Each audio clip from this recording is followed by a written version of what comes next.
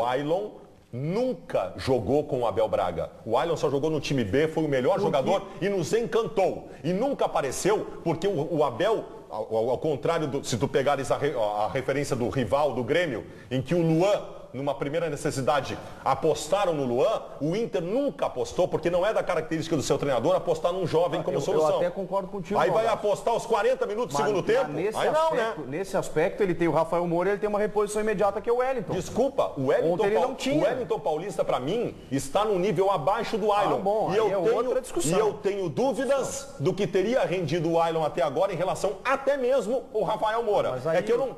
Aí é que tá, gente. Aí tu não sabe? Sabe por que tu não sabe? Não, tá bem. Tu não sabe porque o Abel nunca botou pra jogar. Tá bom, mas nem eu sei, nem tu sabe. Okay. Não temos como saber. Só que eu gostaria de saber. Tá, mas o técnico tá lá, né? E não vai ser colocando aos 40 do segundo tempo jogado aos Leões, como fez ontem, que eu vou saber. Aliás, o Abel tem uma resposta dele muito curiosa ontem. E o Bruno Ravazoli, o repórter da Rádio Bandeirantes AM 640, pescou.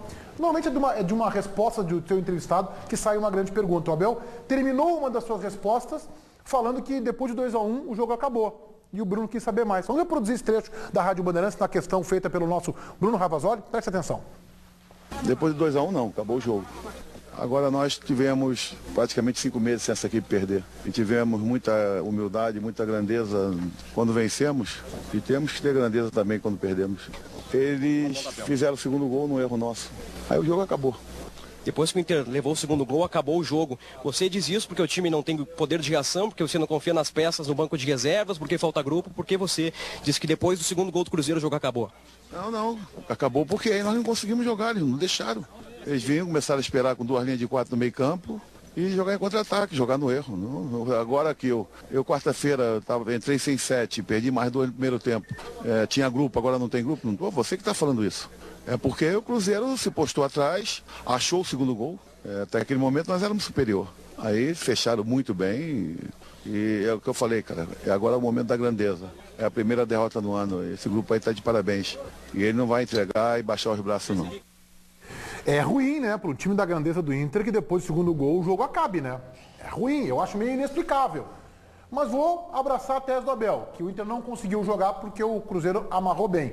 Mas não acho satisfatório isso. Imagina se o Real Madrid pensa isso, perdendo de 1-0 para o Atlético de Madrid aos 45 do segundo tempo. 45, o jogo acabou. E outra coisa, dá mais. A tabela vai mostrar um tropeço dentro de casa. O Ribeiro tem razão, foi o primeiro adversário forte que o Inter pegou no Campeonato Brasileiro. O Inter foi suplantado com alguma facilidade pelo adversário. Aliás, Roberta, você estava ontem na coletiva lá no Centenário e a coletiva foi meteórica do Abel, né? Foi. Não sei se pelo frio ou se o Abel pediu para que não fizessem tantas as perguntas, porque como assim? Os radialistas, o pessoal da rádio, eles fizeram as perguntas, depois em seguida o Weber Quem é que acabou com...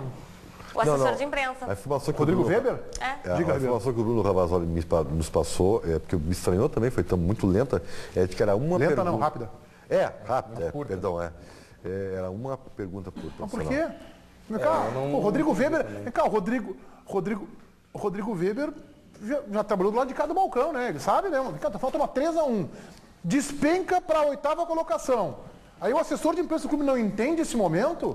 Olha, o Rodrigo Weber é um bom jornalista, é um brilhante jornalista, é um bom assessor de imprensa, mas esse não é o seu papel. Aí ele se transforma num assessorzinho de imprensa. Não, uma pergunta para cada um, faz uma coletiva em 10, 15 minutos e terminou. Num momento como esse, não, né?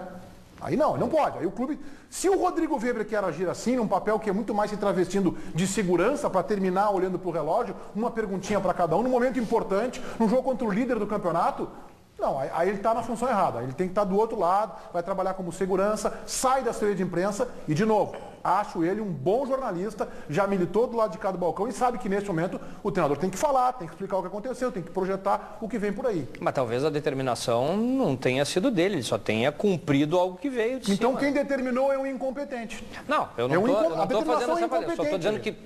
Pode ser dos dois lados, a gente não sabe. Mas é que ele é o responsável pela assessoria de imprensa. Eu concordo, ele até pode chegar e dar a opinião dele, dizer, olha, acho que era um jogo, era importante falar mais, mas se alguém chegar e disser para ele, tudo bem, mas vai ser uma pergunta só. Pois ele sempre deixa a gente fazer mais perguntas. Me surpreende, mas também me decepciona. Eu achei estranho. Esse tipo de postura do clube, no caso, eu tenho que criticar quem estava lá para comunicar a decisão, Bellini, que é o Rodrigo Weber. Agora, a tua leitura está correta, pode ter sido uma orientação de cima. Eu confesso que eu não acredito nisso, tá?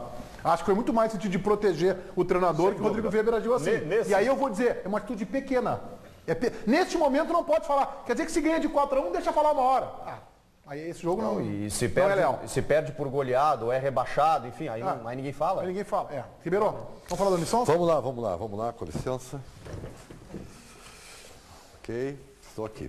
Atenção, você que está com problema de audição ou que tem um familiar com este problema. Frequentemente perguntando quem é, pedindo para repetir as coisas.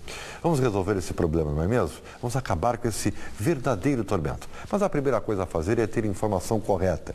E quem nos traz ela é ele, que nunca perde. Está sempre na ponta da tabela. Nascimento da Unisson, diga lá. Nascimento. Ficou bonito, Ribeiro. Pois é, e você pode ficar bonito na foto também. É só ligar para mim agora, porque o número já está na tela. É 3264-3333. Você vai ganhar uma avaliação completa.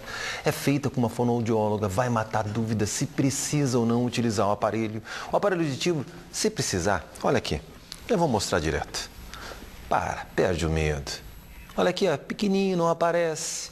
Até para você que já é usuário do aparelho auditivo, não está contente com o modelo que está usando, quer experimentar um aparelho com uma tecnologia mais avançada, mais discreta, liga para mim. Tem mais, a Unisons tem uma unidade móvel que vai até você, inclusive no interior do estado. Atenção, Vale dos Sinos, estamos frequentemente na região. O aparelho pode ficar pronto na hora, você parcela, cheque, cartão, boleto, programa a tua entrada. Mas para isso, você tem que ligar e o número é fácil, né? 3264-3333, porque a Unisons, essa resolve, tá bom? Um abraço de hoje vai para o Rodrigo Neves, o famoso Rô, craque lá do Pinheiro, que estava de aniversário agora dia 25. Não pede o Donos da Bola. Um abraço para você, Rô. Também para o Leonardo Padilha e para o bom time Assunção da Zona Sul. É, o time do comandante Meneghetti, muito bem armado. O negócio é o seguinte, diz que tem uma camisa dessa separada para mim. Imagina, eu e o Meneghetti juntinhos, jogando o mesmo time. Assunção jamais será o mesmo. Ribeiro, quer junto? Pede pro homem. Olha, cara, só vou dizer o seguinte, ó. Vai jogar bem aberto, marcando o alambrado. Lá na Assunção, lá não dá, ó. Bom, o Ribeiro Neto, então, não passa nem na frente do campo. Juntinho. Tá? Nem na frente. Não vamos perder tempo. Liga agora, se o homem falou, tá falando. É 3264-3333, esse número fica registrado e a Unisons retorna a ligação para você e tem aquela unidade móvel que vai até a sua casa. Marque o exame sem compromisso. Unisons, unindo a vida aos sons. Quero também dar um abraço para o Vinícius de Paula, gremista do Jardim Leopoldina, sempre ligado aqui no nosso programa. Valeu. O que tu manda de abraço vai resolver as encrencas, é um negócio impressionante. Se as minhas eu resolvesse com um abraço, tava tudo fácil, Ribeiro. Olha só, Belino, vamos começar com uma notícia curiosa do Grêmio. Twitter oficial do Grêmio com uma foto do ex-atacante Jardel. Vamos colocar aqui, Paulinho. Com o Marcelo, lateral esquerdo do Real Madrid, que entrou no segundo tempo. Não sei como é que esse cara pode ser reserva, né? E com o Cristiano Ronaldo. E aí o Twitter do Grêmio. Tá aí a foto, ó. Camisa do Jardel, 16, o número que ele usava na campanha da Libertadores da América. Bota ali, Paulo Pires. Vamos ver o que diz ali o Twitter, que é curioso, né? O maior atacante do mundo com a camisa do Grêmio em Lisboa. Os outros são Cristiano Ronaldo e Marcelo do Real Madrid. Muito bom, né? Fantástico. Muito bom. O Jardel foi duas vezes Muito bom. de ouro da Europa, duas vezes chuteira de ouro da Europa, jogando pelo Porto. E foi campeão da Champions pelo Porto. Muito legal. Os outros são... Os outros. Os que estão do lado aí, né? Que beleza. Roberta, vamos atualizar aí um pouquinho. Vamos lá, o José Carlos Santana. Este é o retrato do Inter há muitos anos. São sempre as mesmas explicações. Muitas lesões, erros de arbitragem e muitas outras. Sempre se dizendo com um dos melhores plantéis do Brasil. O Inter acaba nos mostrando Diogos, Fabrícios, Otávios. E quando se pensa que isso vai acabar, nos apresenta um goleiro ultrapassado. É o fim. Opa. O Rivael Campos. Nossa. O fim é ser torcedor de modinha. Óbvio que muitas coisas devem ser melhoradas. Mas só porque se acostumaram com as vitórias, acham que o Inter deve estar sempre lá em cima. Como torcedor, eu também tenho este desejo, mas nem sempre é possível dar tempo ao tempo, é o melhor remédio. E o Juliano Fleck, não sei quantos jogadores, mas abalou a minha fé no time. Perdi as esperanças, pois não perdemos simplesmente, tomamos um banho de bola jogando em casa. Ô Meneghetti, sobre o Twitter ali do Jardel com o Cristiano Ronaldo e o Marcelo, ontem eu ouvia no Twitter o seguinte: o Jardel foi até lá e abraçou o Cristiano Ronaldo e o Marcelo.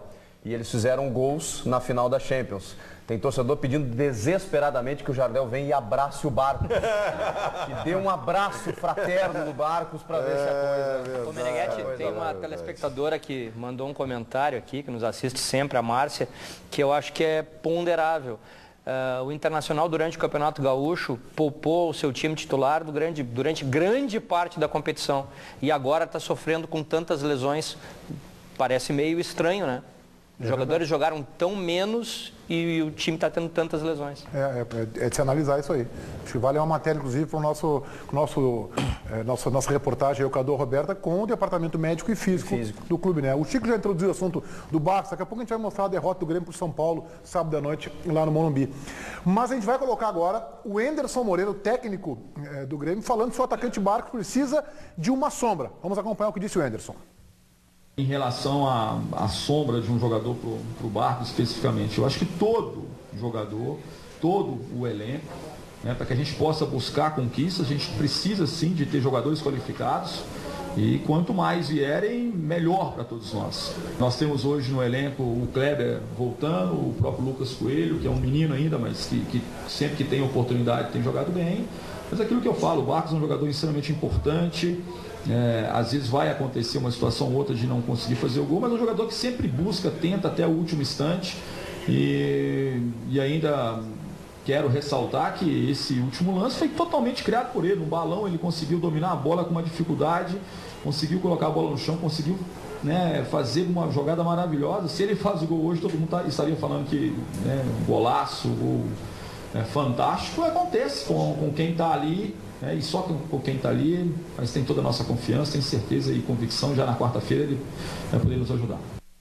A decisão é dele, de tirar o Barcos do time ou não. Ele tem o Kleber, que está voltando, fica no banco já na quarta-feira. Na quarta-feira. Talvez não para começar o jogo, mas tem que entrar, tem que ver como é que tá. Vai deixar o Kleber para depois da Copa do Mundo? O Barcos tem qualidades, tem. Mas ele desaprendeu a chutar completamente. Ele tem que ter 5 ou 6 chances de gol para fazer um gol. Aí quando ele erra 2 a 3 lances no jogo, compromete. E infelizmente ele compromete. Jogo apertado, de poucas oportunidades, ele perde as 2 ou 3 que tem, o Grêmio perde o jogo. Sabe, a questão do Barcos, o que me chama a atenção e é mais preocupante. E eu acho o Barcos um belo jogador de futebol. Só que assim, ó, é verdade, ele prepara a jogada. É verdade, ele dribla o zagueiro. É verdade, ele consegue transformar o cenário propício para o gol. Tudo isso ele faz. Não sabe chutar. Mas então na hora que tem que ser assim o natural, porque o seu travante vive da conclusão. Não, mas... Aí no mais teoricamente fácil, ele mas, peca. Ribeiro, assim, então o Grêmio tá ralado. Tá ralado. Eu compreendo. Isso é quase como o cara aquele, doutor Bellini, que eu já entendi. Leva a mulher para jantar no melhor. A gente já entendeu. Daqui a pouco o Ribeiro tem uma solução. Tu não precisava nem ter começado a falar. Aí, Baldasso. O Baldasso é previsível, ele nem quando ele abriu a boca é que nem já sabia que era isso aí. Eu entendo a indignação do torcedor. Eu, na hora que ele perdeu aquele gol aos 48, eu quase dinamitei a televisão da minha casa. Aí, ó. A gente fica enlouquecido. Mas essa bola, e o Enderson tem razão, é um lançamento lá de trás, uma bola alta, ele domina no peito. Faz tudo certo. Ele faz tudo certo. Temos o tudo essencial. E erra na hora. Não, toca o telefone, não, ele tá perde a bem. concentração. Não, vamos analisar o chute. Ele tirou do Rogério Ceni. Tirou da goleira, Chico. Tá bem, mas... Chico. Cara, então ele é azarado. Não, serve é que é o seguinte, a ele minha é discussão azarado, só... também não serve. Não, mas não é, mas a minha discussão só é a seguinte, a nossa alternativa, então, é o Lucas Coelho. Não é. Kleber? Não, mas o Kleber não voltou Mas, ainda. nós temos que esperar. O Kleber está voltando é. depois de 4 meses de lesão e não estava bem quando se lesionou. Não vamos nos esquecer que ele saía vaiado. Mas bota pra jogar. Não, eu também boto pra jogar, mas... É que tu também não pode torrar o teu jogador, tem toda uma leitura em cima disso. Eu acho que o vestiário tem algumas leituras que eu de fora não consigo ter. Mas é muita sequência, ô Bellini. O Chico faz aqui não tem leitura, tem que botar o pé na forma, pô. O Chico faz a proposição aqui, vamos analisar o lance, só que não pode analisar esse lance isoladamente. O Barcos, desde o jogo contra o News Old Boys, aqui em Porto Alegre, na Libertadores, que perdeu a chance do jogo até hoje, está desperdiçando as melhores oportunidades do Grêmio. Eu concordo contigo, mas... Eu cansei desse discurso, Bellini, que também era meu, do fez tudo certo.